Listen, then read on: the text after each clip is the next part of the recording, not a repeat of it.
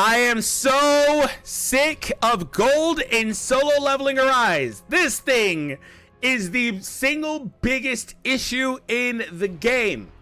Now, we are going to talk about it, what you can do, how you can get it, and the harsh reality as it pertains to gold. All right. I hope you guys enjoy. Be sure to subscribe if you are new. About 80% of viewers are not subscribed. If that's you, be sure to join the 20 and make sure you subscribe. Also, we have a Discord that we started. Links down below in the description. It's part of my just regular Discord if you've been around for a while. But we started a Solo Leveling Rise channel. So we're trying to grow it out, grow our community for the channel. And I'll be chatting in there with you guys too. So be sure to join. Link is also in the description. All right. So gold. Gold, let me just paint the picture. Gold is used for everything in this freaking game.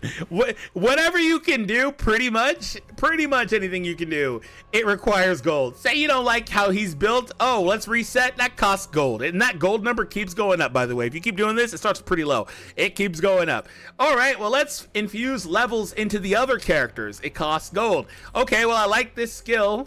Let's go to his skill page. If I like a skill and I want to level it up, well, wouldn't you know it? It costs gold and other stuff, right? If I have the same deal for other characters, the same deal. If I have a weapon or an artifact or whatever that I want to level up, it's gold, gold, gold. And then also with artifacts, when you level them up a lot, they start obviously costing more. But the funny thing with artifacts, I think when they go past level 5, they actually cost gold to take off of your kit. That's the dumbest thing I've ever seen. I'm just not gonna lie to you. That is the dumbest thing I've ever seen. Look at this. Look at this. Look at this right here. Stop lagging, game. Let's just take it off. Watch this. I'm gonna hit change artifact. I'm gonna give him this one. Look what it says.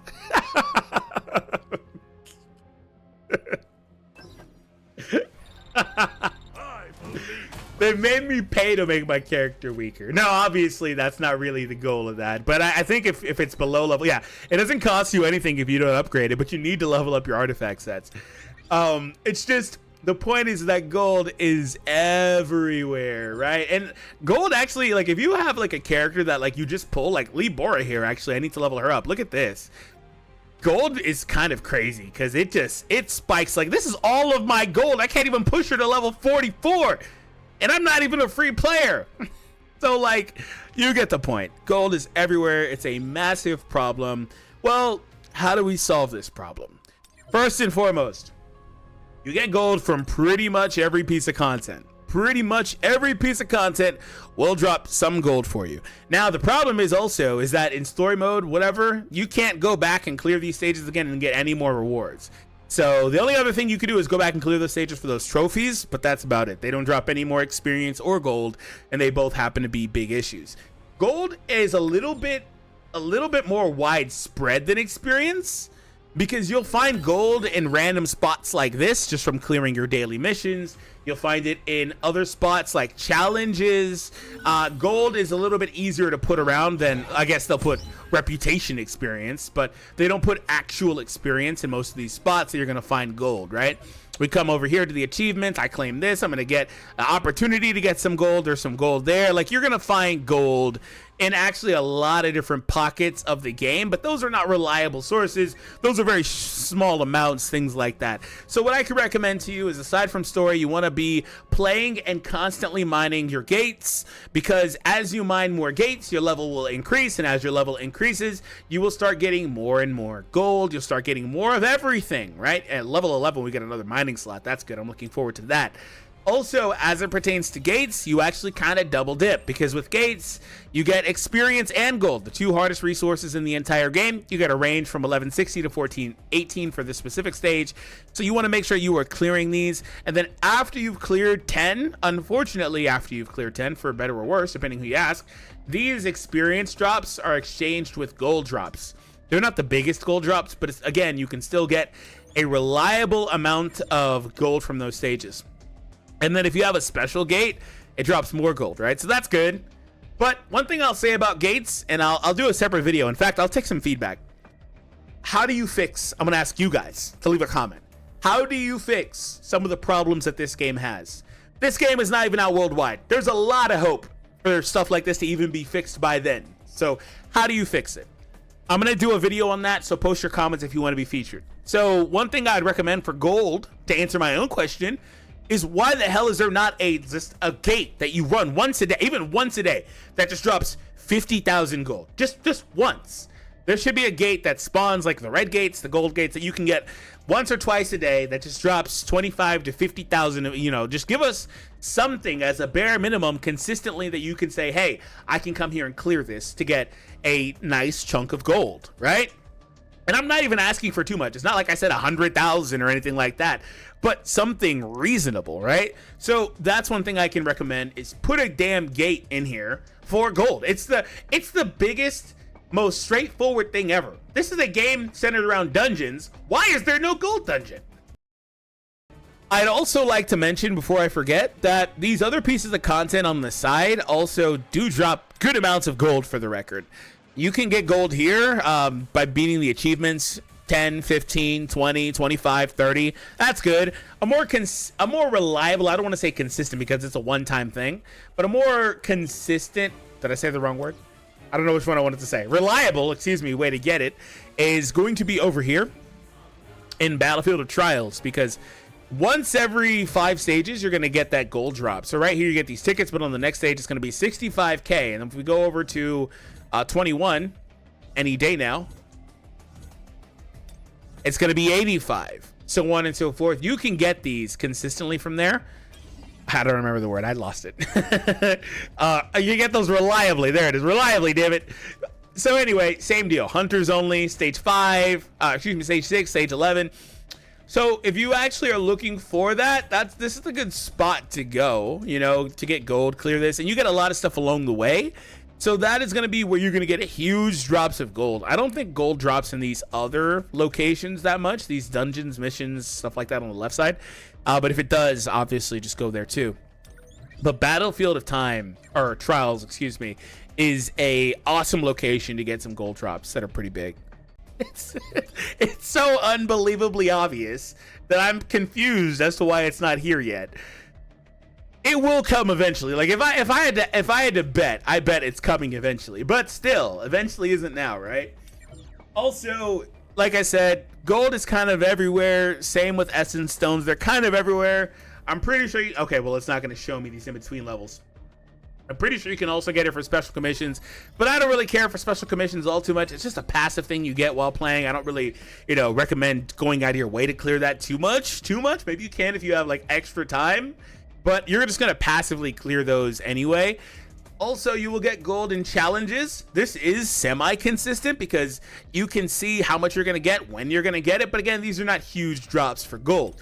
Now, aside from that, the only other really consistent location to get gold is, unfortunately, back to artifacts. So let's go back to artifacts. And so with artifacts, you can salvage them or sell them. So anyway, as you see, you're going to get a lot of artifacts passively from playing the game. Whether you like them or not, you're going to get them. These rare ones are dropping 1,000 a piece. These ones drop a little bit more, like, what was that, 1,100? That's not great either, by the way. That's not great at all. These ones down here, they're dropping 900, so it varies about 100 or 200. Okay, whatever. Okay, so if they're upgraded, you get more out of them, but the trade-off is that you put the gold in to upgrade it, right? This one's dropping 600. There's no consistency to this. I don't understand this. The same piece is giving 900, while this one's giving 600. Is it the level? Is that what's determining it? Is it the level? That's dumb. If it's the level, that's dumb. As opposed to the rarity, that's extremely dumb. Okay, well, let's go back to my top then. I guess it is the level that's determining it. That's stupid. Whatever.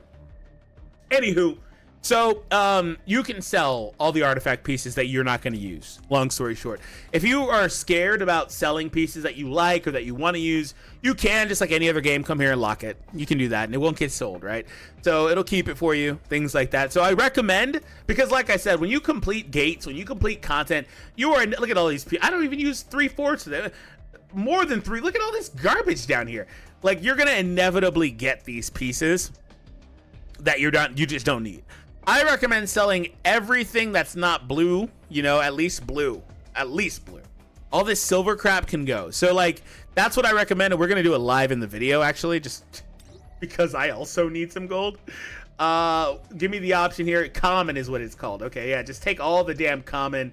100 pieces, 79k gold. Thank you. I don't even care if some of them are upgraded. You can have them. Screw it. 80. Can I say 100k gold? 80k gold. Thank you. Anything else here? Okay. Oh, one piece, one straggler. Let's go. Okay. Was that just for? Okay, it didn't ask me if it was for Jinnu or for the other characters. Okay, perfect. Yeah, cool. Well, actually, artifacts don't have that delineation, but whatever. So I just got 80k gold. Very easy, very consistent, very straightforward thing to do. Now, inevitably, I also will mention that you do get gold along with experience passively from the activity fund. And I'd also like to mention, I don't know why the game's tripping out on me again. I'd also like to mention that if you wanted to get these more consistently and reliably, I'd be remiss if I didn't mention to the players that are interested that if you purchase some of these packs, you will get more. It's just straightforward. It's super obvious. It needs to be said, though. Like, if you were to buy this, you'd get more of those things. It is what it is. And that's what it kind of boils down to. Is this game is designed in a way where it's going to give you roadblocks and it's going to give you hurdles that you have to overcome. And that's not uncommon at all. That is a common practice in not just like gacha industry, you know, because not all mobile games are gacha games technically, I guess, but like it's common for a live service game to give you issues to where the designation that they want you to do is either wait it out or get frustrated enough with it that you go to the shop and you purchase something. That's what it is. It's frustration marketing. They do things like that. So you get frustrated and you give up and you just buy it really quick. And so, like I mentioned, if you were to buy this, you get these good drops. But oh yeah, you get the good drop. Oh, that's right. This one is the crazy one. For $5, you get 50k a day with 200 essence. So to me, that's a no-brainer offer. But like that's kind of what they're trying to do. So just word to the wise, right? If you want to do it, go for it, but understand that that's their sole objective, right? Also with that, you also get one of these. And I've gotten like 1,000 soul essence from this. Of course, live in the video, I'm going to get a stupid key though. But you also can get that. Now, aside from that, I kind of just loosely mentioned how gold is kind of everywhere.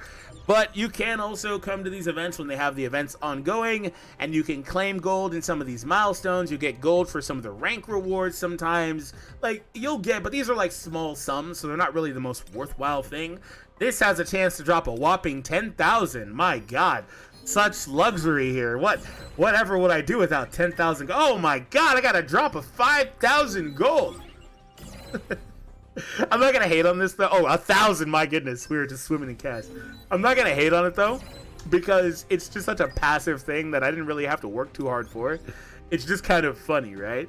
So at the end of the day, the main and most consistent way to get gold currently in Solo Leveling Rise is from selling artifacts. And so I absolutely recommend that, since gold is such a hot commodity, you need it for damn near everything in this. You need gold. You know what it is? Fun. It's not that you need gold for everything in the game. It's that you need gold to play the game. That's what you need gold to even play the damn game. So since it's so hot commodity, I just absolutely recommend everybody that's not really willing to spend any money to decide what you want to spend your gold on wisely. Pick and choose wisely. For hunters, do not go wide with your roster. Go pretty tall. Now, I know that's kind of counterproductive or contradictory to some of the other things I mentioned in other videos where I say, hey, if you have light hunters, use them for the events, things like that. But I bring these up as options for you because I want to cover the most real, the best possible way. But it's up to you, the individual, to decide what's the most realistic for your circumstance. Do you have the gold to invest in a character that you may or may not be using long term? Do you have, just to get the advantage of the element? Do you have that for the weapon? You have the luxury of doing those things. It's up to you to use your judgment to decide if you want to do that. But what I can recommend for characters, if you have a handful of SSRs like I do, okay, fine. But if you only got like a couple, I'd probably stick to them the most. Like, just invest in them the most. Invest very minimally if you can get by with pretty much everyone else, unless there's an SR hunter you really like, or I forgot she's even down here. I actually can do this now. In the previous video, I think I brought this up, and I don't know if that was this video or the one I recorded right before. I can finally do that. Yes. And you know, hunters, weapons, all that stuff. Like, hey, do you have it?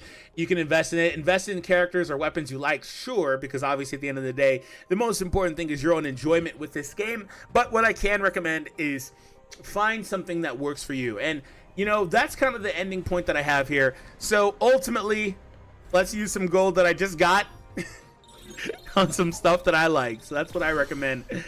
But yeah, so if you enjoyed this video, you're gonna definitely enjoy the other videos on the screen currently. I'll see you over there.